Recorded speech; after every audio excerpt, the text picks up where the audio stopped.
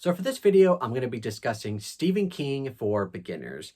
A lot of the times I'll get people either in comments on my videos or comments on various discords here and there, people asking about which Stephen King book should I start with. I've in the past done a best places and worst places to start with Stephen King, but for this video, I'm going to kind of have an updated list here. I've got 10 plus an honorable mention Stephen King books that I think are excellent places to start for beginners. So with all of that being said, let's go ahead and jump right into it. So first off, probably the most obvious place to start with Stephen King is at the very beginning with his 1974 debut, Carrie.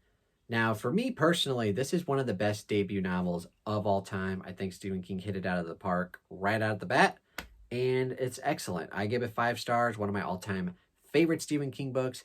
And also, it's his very first book, so you can kind of get a taste of what his writing career started like. It's also, like if you don't love this book, you can kind of only go up from here. So it's the excellent place to start because it's at the very beginning. A lot of people probably already know the general gist of the story of Carrie. So for me personally, I think it's an excellent place to start for beginners. Another excellent place to start with Stephen King for people who don't necessarily want to read a full-length novel, they can jump into some short stories. And the best place to start with short stories, for me personally, would be Night Shift. This is his very first collection from 1979. And in my opinion, it's his best short story collection. And a lot of these are basically just straight up horror. So if you really want to jump into Stephen King horror, this is an excellent place to start. There's 20 short stories. You can kind of just read them whenever you want. There's not a lot of commitment with a lot of these. I think the longest one in here might be 40-some pages. So you can kind of dip in and out if you want to get a taste of Stephen King. And while there is a lot of horror on here, there is also a good variety of different types of horror on here. And I think it's an excellent place to start with Stephen King if you don't want to start with one of his novels. Also in that same vein, if you want to start with Stephen King, don't necessarily want to start with some of his novels, you could check out one of his best all-time novella collections, which would be Different Seasons. Now for this one, this is definitely my all-time favorite novella collection by Stephen King. There's 4 of them in here, 4 very different stories. Also, if you're kind of new to horror and you don't necessarily want to jump head first into Stephen King horror, because a lot of people do find his stuff very creepy and terrifying, a lot of these are not necessarily horror. The very first one, in fact, if you've ever seen the movie Shawshank Redemption, the first movie, or the first story in here is called Rita Hayworth and the Shawshank Redemption. That's the novella that the movie is based on, and one of the best stories ever told. So I think that's an excellent place to start with Stephen King. Great characters, not really a lot of horror, but it's just one of the best stories ever told. And then the further you get in, like you get Apt Pupil, the second novella, that's definitely a little bit more on the horror side. Got some creepy characters going on and some questionable decisions happening. And then, you got The Body, which got turned into Stand By Me, another excellent story. And then you got the Dark Horse novella in here called The Breathing Method. That one, pun intended, took my breath away. So just an excellent place to start with Stephen King. Again, if you don't want to start out with one of his novels, you can read some novellas in here, see if you like his writing. And yeah, I think it's an excellent place to start. Now, if you do want to jump into just straight up horror novels from Stephen King, I've got 3 here that are just some of the best places to start. I'm going to start out with probably one that a lot of people already know a lot about. That would be The Shining, which is his 3rd book that came out in 1977. A lot of people probably have seen the movie, or even if they haven't seen the movie, it's in the zeitgeist. People know the story of the Torrance family going up to the Overlook Hotel, and crazy haunted house stuff happens there.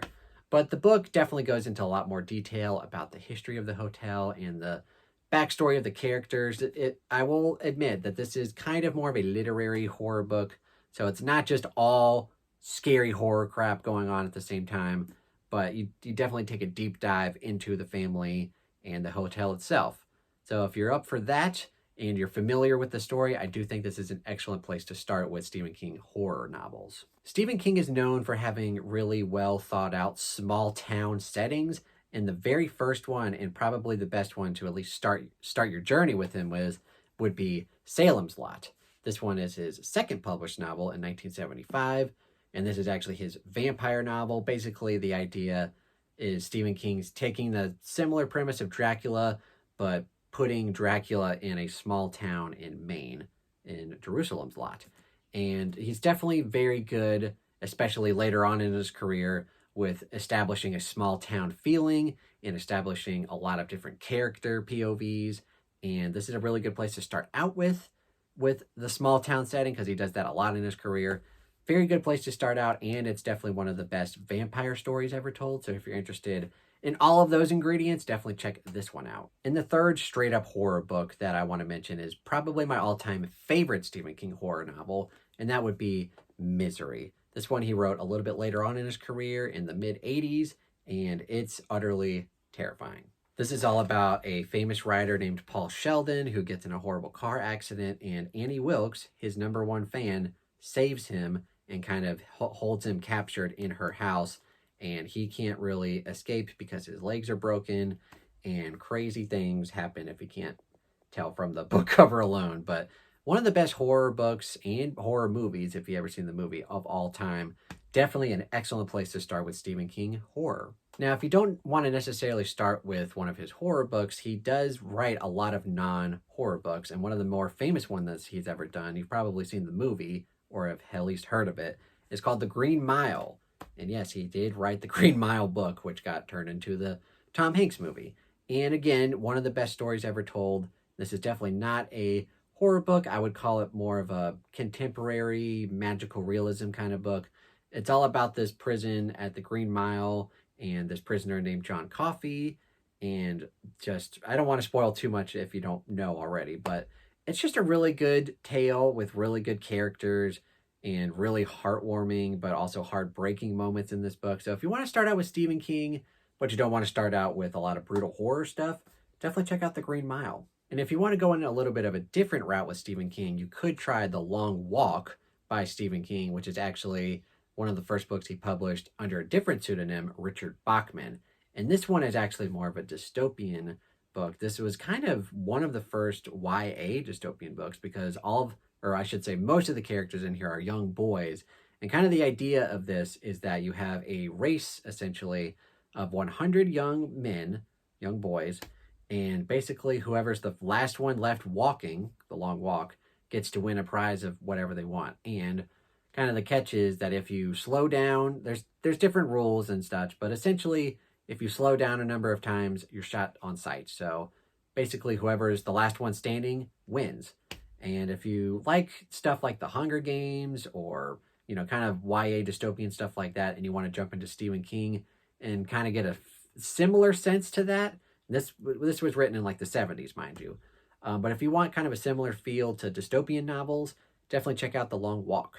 And if you want Stephen King writing kind of a more, personal story, and also Stephen King actually writing a really good female character, because I'll be honest, he's not always the best at portraying female characters, but this one is by far one of the best female characters ever written. You would want to check out Dolores Claiborne. Now, this one is all about a woman obviously named Dolores Claiborne. And if you're going to check out this book, I would highly recommend the audiobook, because the whole book is narrated by Dolores Claiborne as if she's being interviewed by the police for a crime that she actually didn't commit, but she's actually kind of confessing about another crime that she did make in the past. And it's really riveting. And the character of Dolores Claiborne is just hilarious, and she's really outspoken. Like, she'll say whatever's on her mind, and she'll be very witty and snappy. And yeah, she's just awesome. She's one of the best female characters ever written. And this book has a lot of funny moments, but it also has a lot of just heartbreaking moments. And it's a really good blend of the two. And it's one of my all-time favorite Stephen King books. And like I mentioned, definitely check out the audiobook. And if all of that sounds great, I'd highly recommend Dolores Claiborne.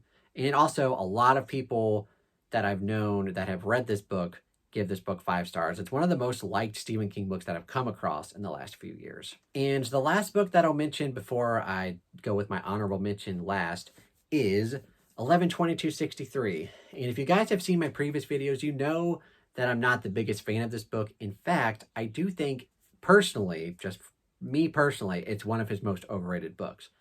But almost everybody that I know that has picked up this book has loved this book. Even my wife, who has read a ton of Stephen King books, she had only previously given one book by Stephen King 5 stars, which was Dolores Claiborne. Everything else, it was either like not good or it was okay.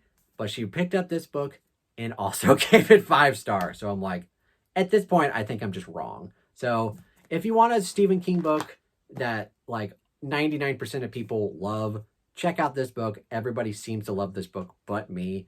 It's essentially, 11/22/63. It's about a guy traveling back in time to try to stop the JFK assassination. And yeah, that's essentially what you get. But it is very chunky and you get a lot of side tangents in there. But a lot of people, like I said, love this book. So definitely check it out because more than likely you're going to love it. Not me. And then lastly, as an honorable mention, I don't necessarily think this is the best place for beginners, but I can't lie. A lot of people do say that they picked up this book and instantly became a Stephen King fan.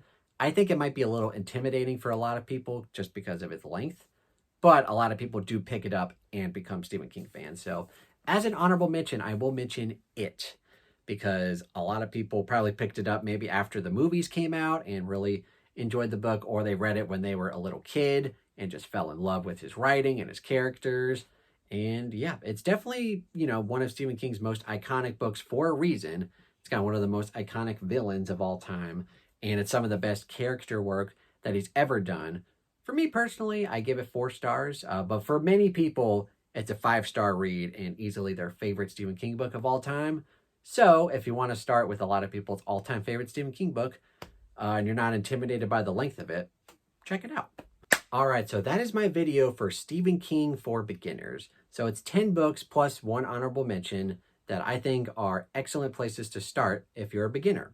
So just to recap, we have Carrie, we have Salem's Lot, we have The Shining, we have Night Shift, we have Misery, we have Different Seasons, we have The Long Walk, we have The Green Mile, we have Dolores Claiborne, we have 11/22/63, so that's kind of like the top 10 Stephen King book for beginners.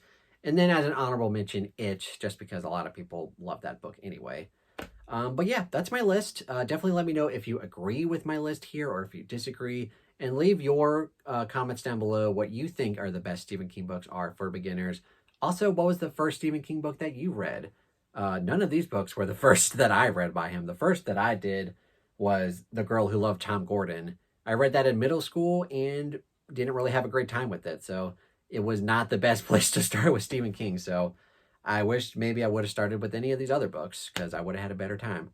But yeah, thank you guys so much for watching. And if you enjoyed this video, give it a thumbs up, subscribe to the channel, and subscribe to the Bookastromer Discord, where we're actually going to be doing the Stephen King Book Club. The very first book that we're doing in 2025 in January is Different Seasons. So if you're new to Stephen King and you want to pick up a Stephen King book for the first time, Different Seasons, it's an excellent place to start out.